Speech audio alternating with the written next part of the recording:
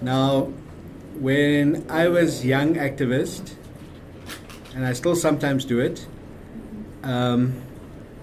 my first boyfriend and activist comrade Jack, who was banned, he introduced me to doing press clips. Remember I said my grandfather taught me to read the newspaper every day. Okay. So it wasn't difficult for me to learn to do press clips because I read the newspaper every day.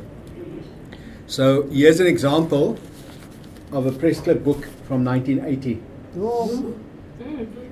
And it's about the 1980. So we have press clips from about 1967 to about 1992-94. Yeah. So you can see activists face arrest anytime. Detainees are not forgotten. You have,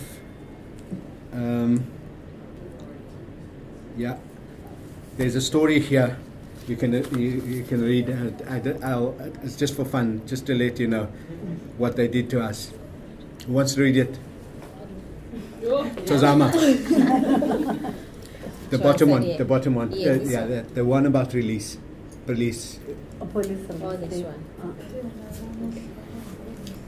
Police release 8 detainees by Andy Lentey. 8 detainees, including the acting president of the Azanian People Organization, Ms. Nombulelo Melani, were released from detention yesterday morning.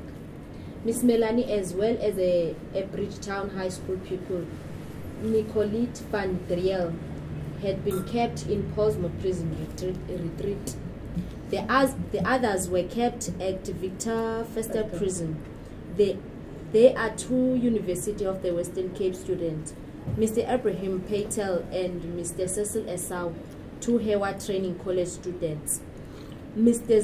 Zunade Darcy and Mr. Patrick Ricketts, the coordinator of the University of Cape Town's Institute of Intergroup Studies. The Rev. Richard Stevens and a Grassy Park Senior Secondary School teacher, Mr. Matthew Clowit. They had been held for 3 months under Section 10 of the Internal Security Act. 2 detainees who were detained at the same time were not released. They are the banned former president of South African Students Association, Mr. Ahmad Kaziem, and Mr. Abdurazak Ahmad, a community worker. Ms. Melani and Ms. Van Driel said they were happy about being released, but were sad that their comrades, Mr. Kasiem and Mr. Ahmad, were still detained. They both deplored the system of detention without trial and appealed to the authorities to release or charge those who still held. An AZAPO spokesman said the organization was not excited by the release. There was no justification for their detention in the first place. Their release should be the more reason why young girls aged between 14 and 16 who are still being held under the draconian laws of this country should be released as well. The girls are Carol Platis and Nancy Qika, who are held under Section 6 of the Terrorism Act. The Police Directorate of Public Relations yesterday confirmed the detention of 2 Gugulethu pupils. They are Moses Voli Mabuya and Mzonge Jacobs. They were held on Thursday night in Gugulethu. Moses is a member of the Idimkize High School SRC, and Mzonge is a pupil at Fezeka High School. So you see why it's important to keep press clips. Okay. It's our history that's in there. And I'll just tell you quickly what happened to this person. Ahmad Kasim, well, let's start with Nombulelo Melani. She's become a big businesswoman.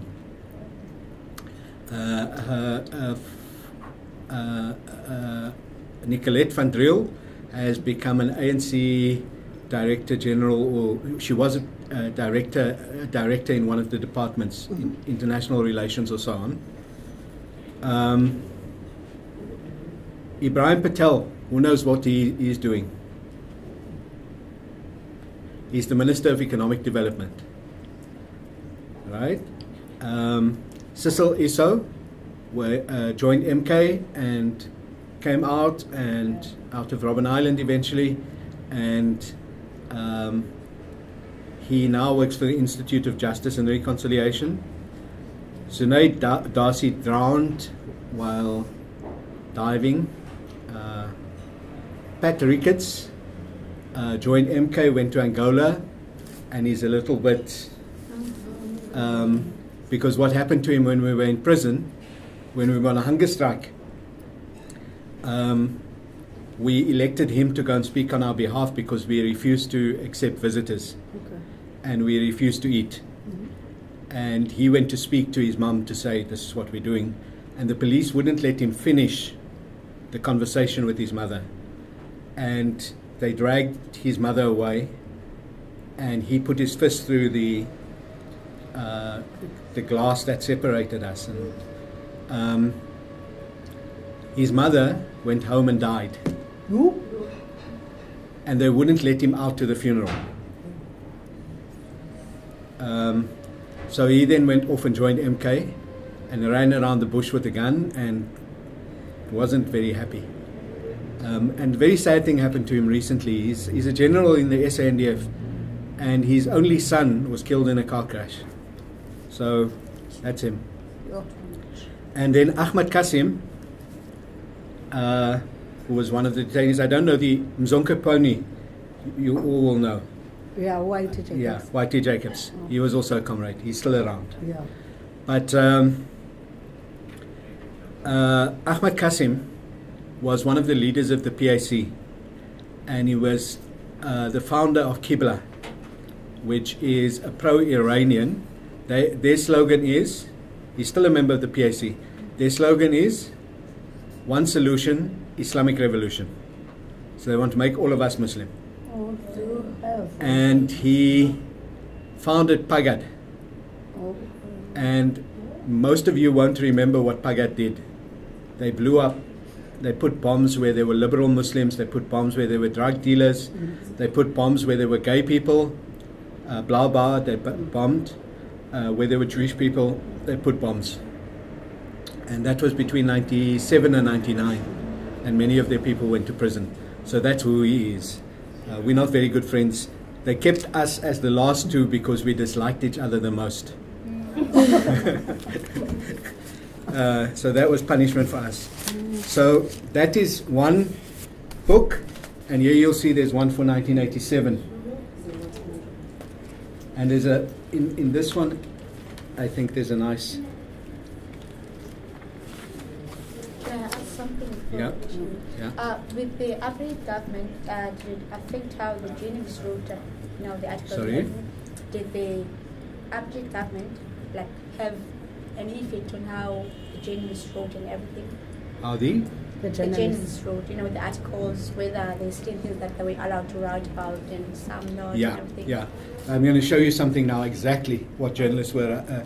They were allowed to write stuff like that and say we were arrested and so on. But take, for instance, this was an advert that was put in the Cape Times in 1987. Remember we spoke about the people shall govern? Yes to a people's democracy. And then they put the Freedom Charter in, and it essentially said, somewhere it called for the unbanning of the ANC. This and an article, there was another one that called for the unbanning of the ANC. And the newspapers that carried that were banned. The newspapers that carried that advert were banned. And the editors who put it in were fined. Were arrested and fined. So, yeah, that's why it's important to keep that. So you should keep your press clips, whether it's about Zoliswa or whether it's about the gender conference you attend, whether it's about the sanitation stuff. Get the newspapers. Put your hands on it and keep your clips. TAC marches,